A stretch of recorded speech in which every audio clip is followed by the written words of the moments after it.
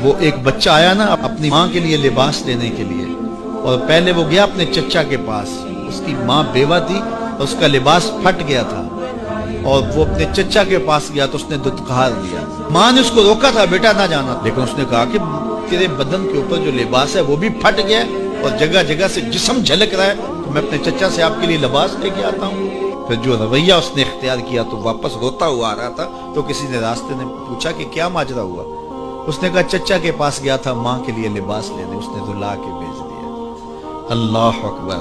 تو اس نے کہا کہ جا سین حرم میں محمد نام کا ایک شخص بیٹھا ہوا ہے، اگر تو اپنا دکھڑا اس کے سامنے پیش کرے تو وہ امید ہے تمہیں رد نہیں کریں گے، لیکن سن لے ان کا دین کوئی اور ہے۔ اللہ اکبر۔ اپنے ماں کے پاس آیا تو ماں کو کہا کہ چچا نے تو لا کے بھیج دیا، لیکن آپ کی حالت مجھ سے دیکھی نہیں جا رہی۔ بچہ ابھی شعور کی منزلوں میں قدم رکھ رہا تھا، پہلے بہت چھوٹا تھا، اب اس کے اندر ایک جذبات تھے بچے کے اندر۔ تو ماں نے کہا کہ بیٹا نہیں ان کے پاس نہیں جانا، سنا ہے کہ جو ان سے ملے دین دھرم چھین لیتے ہیں۔ اللہ اکبر۔ تو حضور علیہ السلام کے پاس جانے سے ماں روکنے لگی، لیکن بچے نے کہا کہ امی میں پکا رہوں گا، بتوں کا وفادار ہوں، تم اس ٹینشن کو اس پریشانی کو چھوڑ دو۔ اور حضور کی خدمت میں حاضر ہوا۔ حضور صحن حرم میں چادر اوڑے بیٹھے ہوئے تھے، اور جا کے کہنے لگا میں پہلے بات آپ سے کر لیتا ہوں، آپ کا دین میں نے قبول نہیں کرنا۔ حضور مسکرا کے بولے بیٹا بتاؤ کس لیے آئے ہو؟ کہا میری ماں بے لباس ہے، میں آپ سے لباس لینے آیا ہوں۔ حضور نے چادر رحمت اتار کے اس کے کندھوں پہ ڈال دی۔ اللہ اکبر۔ وہ واپس آ گیا اور ماں پر حضور کی چادر اڑائی۔ اللہ اکبر۔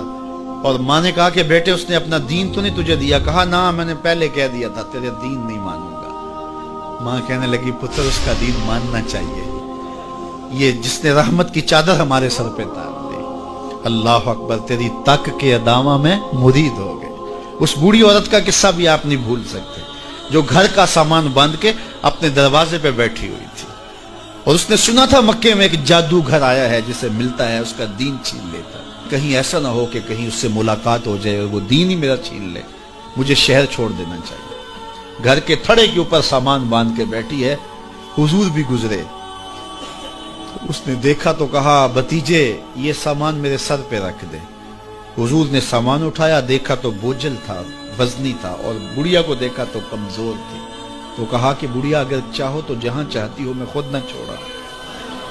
اس نے کہا اس سے بڑی مہربانی کیا ہوگی؟ حضور نے سامان اٹھایا ہوا ہے اور بڑھیا سے باتیں بھی کرتے جا رہے ہیں۔ تو بڑھیا کو کہا کیوں جا رہی ہے؟ اس نے کہا کہ سنا ہے یہاں ایک جادوگر ہے جو لوگوں کا دھرم لوٹ لیتا ہے، لوگوں کا دین لوٹ لیتا ہے۔ میں نے ساری زندگی بتوں سے وفا کی، میرے آباء و اجداد نے بتوں سے وفا کی ہے، میں چاہتی ہوں دین اجداد ہاتھ سے چھوٹ نہ جائے، آخر اس شہر میں رہتی ہوں کہیں مل نہ جائے۔ خیر حضور نے کچھ نہیں کہا، اس کا سامان نہیں پھینک دیا کہ ٹھیک ہے تم پھر جاؤ۔ سامان اس کا اٹھایا اور جہاں تک اس نے جانا تھا سامان پہنچایا، سامان سپرد کر کے واپس پلٹنے لگے۔ تو اس نے کہا بچے اپنا نام تو بتا دے، لوگ کہیں گے کہ مکہ چھوڑ آئی ہو تو بتاؤں گی ایک جادوگر کے دکھ سے چھوڑ آئی ہوں، تو وہ کتنا برا بھلا کہیں گے شہر مکہ کو کہ جس مکہ سے لوگ نقل مکانی کرنے پہ مجبور ہو گئے، تو میں انہیں یہ بھی بتاؤں گی کہ جس مکے میں جادوگر رہتا ہے اتنا اچھا نوجوان بھی رہتا ہے، تو تیرا نام لیا کروں گی، تیرے قصیدے پڑھا کروں گی۔ تو حضور علیہ السلام مسکرا پڑے، کہا بڑھیا جس جادوگر سے بھاگ کے آئی ہے وہ تیرے سامنے کھڑا ہے۔ اس نے کہا سچ سے آپ ہی محمد ہیں؟ حضور نے فرمایا نام میرا یہی ہے۔ تو اس نے کہا پھر آپ کا جادو میرے پہ چل گیا ہے۔ اللہ اکبر۔ تیری تک کے ادامہ میں مرید ہو گئی، لوگوں کی خدمت کریں، بوڑھوں کے کام آئیں، دکھ